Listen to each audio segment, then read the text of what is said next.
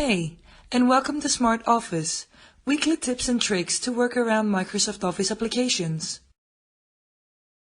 Today, I will show you something that has to do with Microsoft Outlook. How to use more respond actions for email messages in Microsoft Outlook.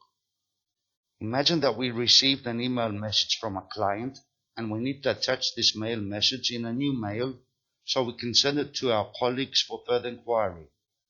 Luckily in Microsoft Outlook, with just one click we can attach the mail message in a new mail. These actions are named more respond actions, and you can find out just by watching the video below. For us to use the more respond options in Microsoft Outlook, we must first select the message that we want to respond to.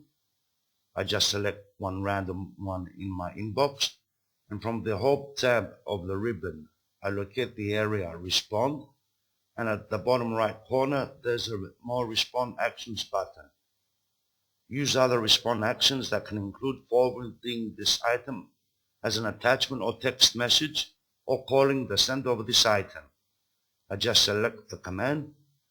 Unfortunately, I'm only allowed to forward with it as an attachment.